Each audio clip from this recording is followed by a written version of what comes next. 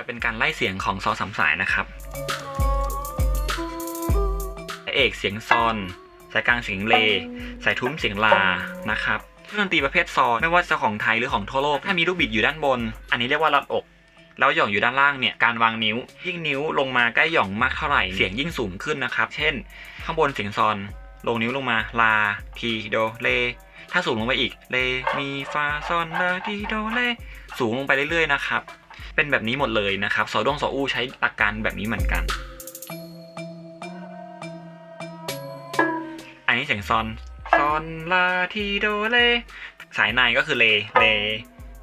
มีฟาซอนถึงแค่เสียงซอนนะครับสายทุ้มเสียงลาทีโดเลเดี๋ยวเราลองไล่เสียงทีละเสียงเลยนะครับเรื่องการใช้คันชักเดี๋ยวไปอีกคลิปนึงแล้วกันนะครับอันนี้ลองไล่เสียงก่อนเราจะไล่เสียงโดยการใช้คันชัก1นะครับ1คันชักเนี่ยมี1เสียง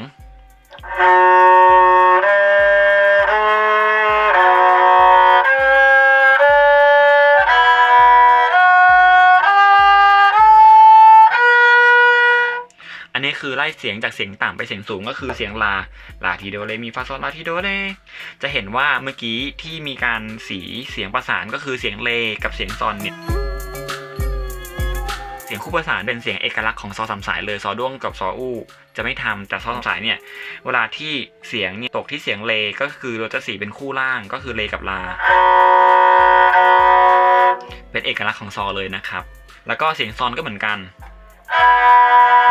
อันนี้ลองไล่ลง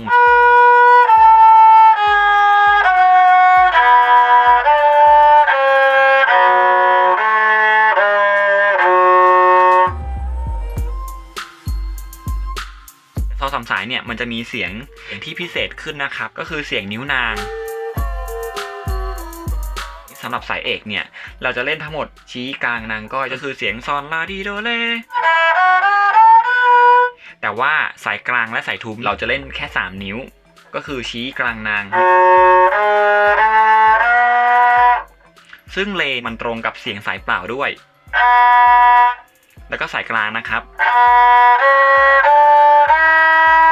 ซึ่งซอนก็คือเสียงเดียวกับเสียงซอนแต่ว่าคุณภาพของเสียงเนี่ยต่างกันลองสังเกตนะครับลองฟังดูนะซอนนิ้วนางแล้วก็ซอนสายเปล่าระดับเสียงเนี่ยเหมือนกันแต่คุณภาพเสียงที่ได้เนี่ยต่างกันนะครับลองเสียงเลบ้างสายเปล่าคือเสียงนิ้วนางสายกลางกับสายทุ้มเนี่ยจะให้เสียงที่มันมีเสียงที่ต่อเนื่องกับเสียงต่ำกว่านะครับก็คือมันจะมีเสียงที่มันหม่นๆนะครับเห็นไหมแต่ถ้าเกิดเป็นเสียงสายเปล่าเนี่ยมันจะมีความสว่างกว่านะครับ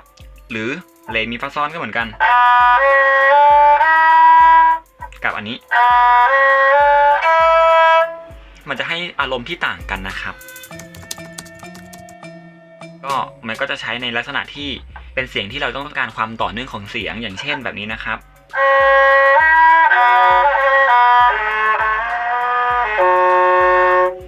แต่ถ้าเกิดเราไม่ได้ใช้นิ้วนางมันก็จะเป็นแบบนี้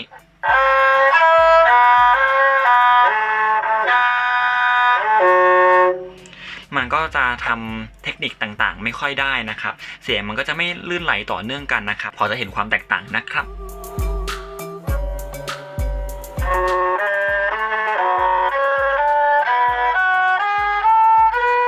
อันนี้ที่ไล่เสียงก็คือเป็นการใช้เสียงแบบปกติของซอสามสายนะครับถ้าเป็นเสียงที่มันพิเศษขึ้นมาก็คือเสียงที่มันสูงขึ้นนะครับใช้รูดนิ้วลงมาเสียงก็จะยิ่งสูงขึ้นอย่างที่บอกนะครับ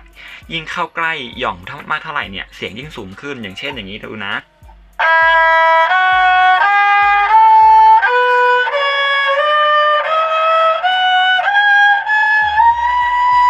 เห็นไหมครับยิ่งสูงยิ่งตำแหน่งใกล้ลงมาเนี่ยยิ่งสูงขึ้น